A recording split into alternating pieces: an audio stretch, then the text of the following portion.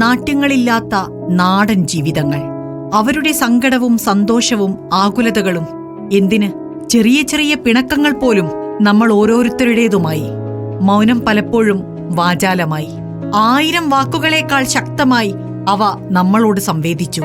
വിമല ടീച്ചറും സുധീർ കുമാർ മിശ്രയും ബുദ്ധുവുമുള്ള നൈനിറ്റാളിൽ നിന്ന് കുടജാദ്രി മല കയറിയെത്തിയ കരുണൻ മാഷിലേക്കും നൊമ്പരങ്ങൾ മനസ്സിലൊളിപ്പിച്ച വിനോദിനിയിലേക്കും വലിയ ദൂരമുണ്ടായിരുന്നില്ല.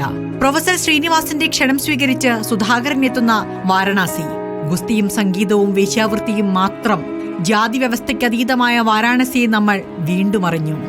ബനാറസ് ഘരാനയുടെ താളം ഈ വായനയിൽ നമ്മളെ പിന്തുടർന്നുകൊണ്ടേയിരുന്നു. 4 കെട്ടിലെ അപ്പുണ്ണിയുടെ കാഴ്ചയിലൂടെ കേരളത്തിലെ സാമൂഹിക പശ്ചാത്തലം കൂടിയാണ് MT തുറന്നു കാണിച്ചത്. ഇരുട്ടിന്റെ ആത്മാവിലെ ഭ്രാന്തൻ വേലായുധനും കാലത്തിലെ സേതുവുമെല്ലാം വായനയിൽ അത്ഭുതങ്ങളായി. കേട്ടുപഴകിയ പുരാണങ്ങളുടെ പൊളിച്ചെഴുത്തുമായി 2ാം ഊഴം. ഭീമസേനന് പുതിയ ഭാവം.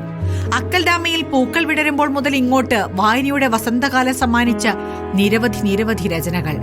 എഴുത്തിന്റെ കുലപതി സ്ഥാനം സ്വന്തമാക്കിയതിനൊപ്പം പത്മഭൂഷണും ജ്ഞാനപീഠവും ഉൾപ്പെടെ നിരവധി അംഗീകാരങ്ങൾ. പക്ഷേ അതിലും എത്രയോ വലിയ അംഗീകാരമാണ് മലയാളത്തിന്റെ 4ാം തലമുറയും MTയെ വായിക്കുന്നു എന്നത്. MTയെ വായിക്കാത്ത മലയാളികൾ ഉണ്ടാവില്ല എന്ന് പറയുന്നതിൽ കവിഞ്ഞ് എന്ത് അംഗീകാരമാണ് MT വാസുദേവൻ നായർ എന്ന എഴുത്തുകാരന് മലയാളത്തിന് നൽകാനാവുക? കാലം സാക്ഷിയാക്കിയ എഴുത്തുകൾ ബാക്കിവെച്ചാണ് MT എന്ന 2 അക്ഷരം വിടവാങ്ങുന്നത്. News desk, reporter.